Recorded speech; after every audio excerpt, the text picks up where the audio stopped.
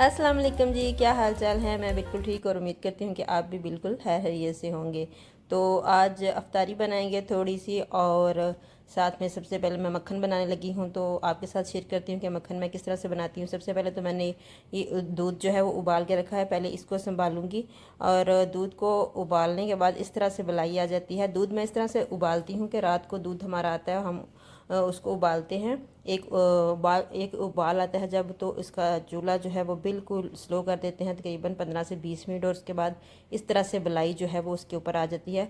ठंडा होने के लिए छोड़ देते हैं। उसी वक्त हम दूध को हिलाते जलाते नहीं हैं, क्योंकि उससे पहले वाला पड़ा होता है वही यूज़ करते हैं। तो ये दूध जो है वो पड़ा रहता है। और जब नॉर्मल टेम्परेचर पे आ जाता है रात को 10 11 12 बजे तक, जितने बजे सोने से पहले हम इसको उठा के फ्रिज में रख देती हूँ मैं। तो फिर सुबह तक बहुत अच्छे से मलाई जो है वो इसके ऊपर जम जाती है। जिस तरह की तय मैंने आपको दिखाई है, इस तरह की तय दर मलाई जो है वो ऊपर आ जाती है।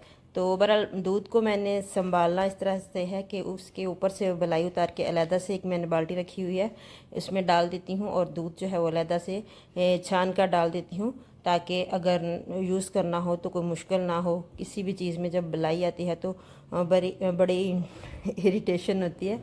तो इसलिए पहले से सारे को छान के रख लेती हूँ। तो ये जो मलाई है, अब मैं इसका मक्खन बनाऊँगी। मलाई जो है वो मैं, अगर सर्दी हो तो पहले निकाल के फ्रिज से रख देती हूँ, और अगर गर्मी हो तो फिर तो कोई मसला नहीं है, इतना इशू नहीं है। तो मैंने ये जग जो है, जूसर का जग होता है, इसमें 2 मग ये पवे जो होते हैं ये डालती हूँ। ये मेरी मेजरमेंट है। और उसके बाद टैप वाटर जो होता है, नॉर्मल नल का पानी, वो डालती हूँ। ना ठंडा ना गर्म। अगर सर्दियाँ हैं तो बहुत ठंडा पानी है तो नहीं, वरना नॉर्मल पानी है तो वो ही डालती हूँ। बहुत ठंडा हो तो फिर थोड़ा सा उसको नॉर्मल कर लेती हूँ। गर्म की तरफ बिल्कुल नहीं जाने देना, क्योंकि गर्म की तरफ जाएंगे तो मक्खन जो है वो नहीं निकलेगा आसानी से। तो इस तरह से देखें, बहुत ही आसानी से मक्खन जो है वो निकल आता है, अगर नॉर्मल बिल्कुल पानी हो तो। ठंडा हो तब भी नहीं निकलेगा, बहुत ज़्यादा हमें मशीन को चलाना पड़ेगा। और अगर गर्म हो तब भी नहीं निकलेगा। तो ये जो देगची है मैंने दोबारा से वही रख लिया है। तो खुले मुंह का बर्तन हो तो उसमें बड़ी आसानी से मक्खन जो है वो निकाला जा सकता है। तो उसके बाद मैंने इसके अंदर बर्फ़ का एक पीस डाल दिया है। उससे ये होगा कि जो भी मक्खन निकालते जाएंगे वो एक जगह पे जमा होता जाएगा, वो इधर उधर बिखरा नहीं होगा। उसको उठाना निकालना बहुत आसान होगा ये इसके अंदर से। तो बर्फ़ डाल दिया मैंने उसके ऊपर, उसके अंदर सॉरी। और उसके बाद मैंने सारी जो मलाई थी उसका मक्खन बना लिया है। तो ये माशाल्लाह से देखें जी, मक्खन जो है वो बिल्कुल रेडी हो चुका है। अब मैंने इसको निकालना है। तो एक डब्बा ले लिया है मैंने, इसमें मैंने डाल के रख लेना है इसको। जितना ये यूज़ होगा ठीक है, वरना मैं इसका देसी घी बना लूँगी। और ज़्यादा ताज़ा ही यूज़ कर लेती। इतना ज़्यादा हमारे घर में मक्खन यूज़ नहीं होता। बच्चे तो बिल्कुल भी नहीं खाते। पराठे के अंदर लगा के देती हूँ, ऊपर रख के फिर भी नहीं खाते। और मेरे हस्बैंड है वो ऊपर रख के खा लेते हैं, मैं भी नहीं खाती ऊपर रख के। उसके अंदर ही डाल के खाना है जो थोड़ा बहुत। सर्दियों में खा लेती हूँ, गर्मियों में तो बिल्कुल भी नहीं खाती। सर्दियों में माशाल्लाह से मक्खन का बड़ा यूज़ होता है हमारे घर में। साग में, पराठों में, मेथरे वाले पराठे और मूली वाले, आलू वाले, सब के ऊपर और अंदर रख के खाया जाता है। बिल्कुल मतलब जल्दी से ख़त्म हो जाता है। तो गर्मियों में थोड़ा होता है कि हमारा मक्खन जो है ना, ये इतनी जल्दी ख़त्म नहीं होता, ये बचा रहता है। फिर इसका देसी घी बना देती हूँ। ये तो खैर ये था मेरा जो मक्खन बनाने का तरीका है। आप किस तरह से मक्खन बनाते हैं? बहुत से तरीके से मक्खन बनाया जा सकता है। हाथों की मदद से भी लोग बनाते हैं, हाथों वाली ऊपर रखी होती है उन्होंने स्टिक सी, उसकी मदद से भी। लेकिन मुझे ज़्यादा इजी मशीन से ही लगता है। मुझे ज़्यादा काम इजी करना, हर काम मशीन से करना ज़्यादा इजी लगता है। तो इसलिए मैं मशीन से ही करना ज़्यादा अच्छा समझती हूँ। तो बहरहाल हर एक का अपना अपना हाथ बैठा होता है, जिस हिसाब से वो करने के आदी होते हैं उस तरह से वो अपना काम जो है वो बड़ी आसानी से कर सकते हैं। साथ साथ मैंने बर्तन भी वॉश करने शुरू कर दिए थे, क्योंकि अगर इनको पड़ा रहने देती तो बहुत मैसी सा लगना था। क्योंकि ये थोड़े ऑयली से बर्तन होते हैं, तो इनको फ़ौरन से साफ़ कर दिया जाए तो ही ठीक रहता है। वरना जो भी सिंक में बर्तन रखना है उस सब के साथ घी चिपकते जाना है, मक्खन जो है। तो इसको भी मैंने वॉश कर दिया, क्योंकि अभी दूध लेना है हमने शाम को। इसी देगची में हमने दूध लेना है। ये काफ़ी पुरानी मेरे पास की है, 6-7 साल। और इसके अंदर ही दूध उबालती हूँ। मैंने कभी सोचा ही नहीं कि इसको चेंज करूँ। अच्छी है वैसे। चलें, बहरहाल अब मैंने बनाना है पिज़्ज़ा। तो पिज़्ज़ा बनाने के लिए मैं ज़्यादातर यही करती हूँ कि जिस बर्तन में पिज़्ज़ा बनाना हो उस बर्तन को एक दफ़ा अच्छे हाथ से गर्म पानी से धो लेती हूँ, ताकि उसका टेम्परेचर जो है वो गर्म की तरफ चला जाए, ठंडा बर्तन ना हो। मेरा यही तरीका है, इससे बड़े अच्छे से राइस हो जाती है जो डो है।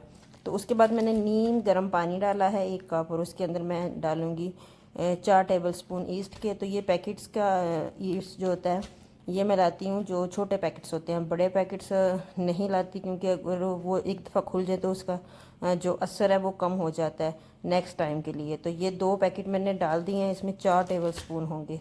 एक पैकेट में 2 टेबलस्पून ईस्ट होती है, तो ये चारों मैंने डाल दिए हैं। सॉरी, 4 चम्मच डाले हैं, 2 पैकेट डाले हैं। और उसके बाद मैंने 3 चम्मच यहाँ पे चीनी डाल दी है। चीनी जब ईस्ट के साथ मिलती है तो ये डो को बहुत ज़बरदस्त से राइस करती है, इसलिए चीनी उसी वक्त डालना लाजमी है। तो इसको बहुत अच्छे से मैंने मिक्स कर लिया है, और इतनी अच्छी ये डो राइस हुई थी। और आप यकीन करें कि सिर्फ 1 घंटे में ये राइस हो गई थी, जबकि मुझे बिल्कुल उम्मीद नहीं थी कि इतनी जल्दी हो जाएगी, क्योंकि रोज़ा था तो अचानक से प्रोग्राम बना पिज़्ज़ा बनाने का। मेरी बेटी का रोज़ा था, छोटी का, उसका 9 साल उसकी उम्र है। तो माशाल्लाह से वो रोज़े रख रही थी, और उसका दिल किया कि मैंने आज पिज़्ज़ा खाना है। तो मुझसे नहीं रहा गया कि मैं, उसने बोला है तो उसका रोज़ा भी है तो मैं पिज़्ज़ा ज़रूर बनाऊँगी। तो बहरहाल इसलिए मुझे जल्दी में बनाना पड़ा ये पिज़्ज़ा। तो मैंने कहा चले देखते हैं डो अगर राइस हो जाती है। तो माशाल्लाह से बड़ी अच्छे से डो राइस हो चुकी थी, और साथ साथ धनिया आया था। मेरे हस्बैंड ने, अल्लाह का शुक्र है, आज इतना का ज़बरदस्त धनिया लाए हैं। वैसे तो उन्होंने कभी सब्ज़ी और फ्रूट अच्छा नहीं लाया। जो सबसे बुरा फ्रूट और सब्ज़ी होती है वो फ्रूट वाले इनको और सब्ज़ी वाले डाल के देते हैं, और ये आंखें बंद करके ले आते हैं। उन्होंने कभी नहीं देखा कि वो मुझे क्या दे रहे हैं।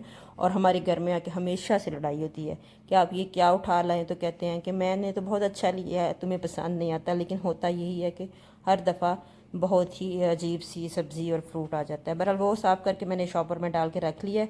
और ये देखें जी, 1 घंटे बाद बहुत अच्छे से जो हमने पानी में भिगो के रखी थी ईस्ट, वो राइस हो चुकी है। इसका मतलब है कि हमारी डो भी बड़ी ज़बरदस्त सी राइस होगी। अगर इस तरह से फूल जाए पहले से पानी में, तो फिर ये ज़बरदस्त सी डो जो रेडी हो जाती है। वैसे तो इस पे लिखा होता है कि पानी में हल करने की कोई ज़रूरत नहीं, आप डायरेक्ट इसको मैदे में डालें और इसको राइस होने के लिए छोड़ दें।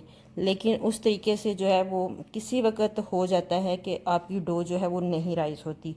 तो इसलिए ये सबसे बेस्ट तरीका है, आप इस तरह करेंगे कि पहले उसको पानी में भिगो के रख लेंगे, राइस करवा लेंगे खुद, उसका जो प्रोसेस है। तो फिर इसके अंदर आटा गूंदेंगे तो वो बड़े ज़बरदस्त से हो जाएगा। ये 100% श्योर है कि वो राइस हो जाएगा। जो लोग पिज़्ज़ा बनाते हैं उनको आइडिया होगा कि किसी वक्त ऐसा भी होता है कि आप सारी मेहनत करते हैं और डो जो है वो राइस नहीं होती, तो बड़ा फिर बंदा डिसऑर्ड हो जाता है। बहरहाल मैंने साथ साथ आटा गूंदना शुरू कर दिया, और आटा गूंदना है उसको नीम गर्म पानी से गूंदा मैंने। इसके अंदर नमक डाल दिया था, और थोड़ा सा कुकिंग ऑयल 2 चम्मच डाल दिया था। और उसके साथ साथ मैं जो चिकन इसके ऊपर डालूँगी पिज़्ज़े के, वो मैं फ्रिज से मैंने निकाला है और उसको रेडी कर लेती हूँ। बहुत छोटे छोटे पीस कर लूँगी ताकि जल्दी में ये गल जाए, और आसानी से हमारा जो है ना वो ज़्यादा देर हमें मैरिनेट करना ना पड़े, और फ्लेवर जो है इसके अंदर चला जाए। इसलिए मैंने बहुत छोटे छोटे पीसेस के कर लिए थे। अगर थोड़े बड़े पीस होते तो उसको थोड़ा सा गलने में भी टाइम ज़्यादा लगना था और उसके अंदर फ्लेवर जाने में, इसलिए मैंने काफ़ी छोटे पीसेस के कर लिए थे। अच्छा, उसको मैरिनेट करती हूँ, लेकिन पहले यहाँ पे फ्रूट आ चुका था। हमारे घर में मेहमान आ चुके थे अचानक से, और इतनी फिर हमें दौड़ लग चुकी थी, क्योंकि रोज़ा भी था, रोज़ा इफ्तार करवाना उनका भी और अपना भी, और बग़ैर किसी तैयारी के। तो अभी जो जो कुछ हो सकता था वो तैयार करना था। तो फ्रूट मैंने कहा चलें ये पहले वॉश कर लूँ। तो जो सेब है वो मैं जिस तरह से बर्तन धोती हूँ सेम उसी तरह से सेबों को भी धोती हूँ, उसी स्पंज के साथ, उसी लिक्विड के साथ, क्योंकि ये जो फ्रूट्स को सेव करने के लिए केमिकल वगैरह लगाए होते हैं इन्होंने, वो जो है उनके साथ लगे होते हैं, और उनको अच्छे से वॉश करें तो ही फिर इनका यूज़ हम जो है ना वो कर सकते हैं बिला झिझक, क्योंकि हमें तसल्ली होती है कि अब इनके साथ कोई केमिकल वगैरह नहीं, क्योंकि बाज़ औक़ात बच्चे वैसे भी उठा के खा लेते हैं और छीलते वक्त भी हाथों से लगते ही रहते हैं। बहरहाल जी, आलू भी पड़े थे सिंक में, वो भी मैंने वॉश कर लिए साथ साथ। और तो जी 2 अफ्तारियाँ जो हैं वो अचानक से हमें आ गई थी। तो बहरहाल अल्लाह का शुक्र है कि मैनेज हो गया था। तो बस इसको मैंने धो लिया, और अब मेरा क्या दिल था कि जो सिंक में बर्तन वगैरह भी पड़े हैं ना उनको भी वॉश कर लूँ, क्योंकि अगर बर्तन इकट्ठे हो जाए ना तो आपको पता है वो कितना फिर उस तरफ गंद पड़ जाता है और फिर ऐसे लगता है कि सारे बर्तन बिखरे हुए हैं और किचन बड़ा गंदा है, तो ध्यान उसी तरफ जाता रहता है। तो इसलिए मैंने बर्तन भी साथ में वॉश कर लिए थे और आटा जो है वो इतने में गूंथ चुका था। बस इसको निकाल के रख लिया था और साथ साथ बाकी चीज़ें जो हैं वो तैयार हो रही थी। फ्रूट चाट और पकौड़ों का सामान और रोल और नगेट्स वगैरह पहले के बना के रखे हुए थे। अल्लाह का शुक्र है वो इतना मुश्किल नहीं हुआ। बस मेन मसला था कि पिज़्ज़ा जो है वो उस वक्त तक रेडी, पिज़्ज़े मतलब 4-5 पिज़्ज़े बन गए थे इस डो से। तो बस वो जो है वो इफ्तारी तक रेडी हो जाए, बाकी चीज़ों का तो कोई इतना इशू नहीं था। बहरहाल मैंने इसको जब गूंद लिया तो उसके बाद इसको एयर टाइट करके रखना होता है। इसके ऊपर पॉलीथीन शीट जो होती है, रैपिंग शीट, वो लगानी होती है।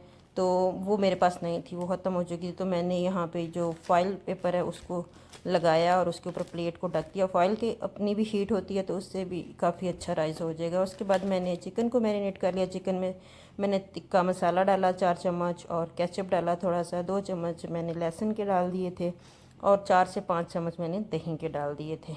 और बस इनको मैंने अच्छे से ना थोड़ा फूड कलर भी डाला था, जर्दा रंग जो है ना, येलो कलर, वो भी इसके अंदर ऐड किया था। इससे बड़ा अच्छा सा कलर आ गया था टिक्के का।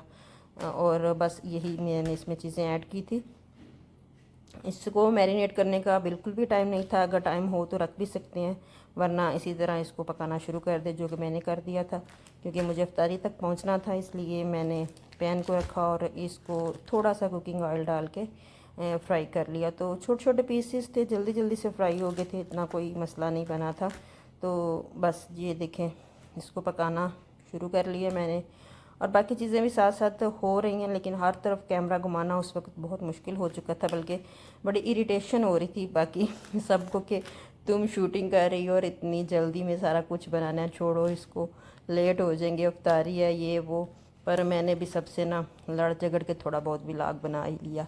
बहरहाल मैंने साथ साथ इसकी तैयारी करना शुरू कर दी। जो पिज़्ज़े के ऊपर मैंने फिलिंग करनी है इसकी, इसके लिए मैंने शिमला मिर्च और प्याज काटी थोड़ी सी, वो भी बड़ों के लिए, छोटे तो खाते नहीं है, तो वो भी जल्दी में काटी, तो बड़ी मोटी मोटी मैंने काट दी थी। बहरहाल उतार के साइडों पे सब ने रख दी थी। ऐसे लगता था कि बस इसके ना सिर्फ डेकोरेशन ही की हुई है।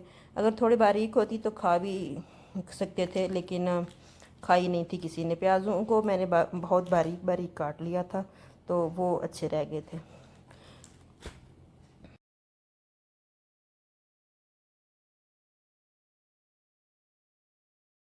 बहरहाल जी, जल्दी जल्दी से जितना सा व्लॉग बना सकी आपके लिए मैंने बनाया। तो अगर पसंद आ जाता है तो प्लीज़ चैनल को सब्सक्राइब ज़रूर कर लिया करें। अगर वीडियो देखते हैं तो भी चैनल को सब्सक्राइब किया करें और लाइक किया करें। वीडियो देख के आगे मत चले जाया करें, इससे हमारी हौसला अफजाई हो जाती है। इतनी मेहनत करते हैं तो सबकी बातें सुनते हैं कि तुम्हें तो व्लॉग बनाने की पड़ी है, यहाँ पे जल्दी है, ब्ला ब्ला ब्ला।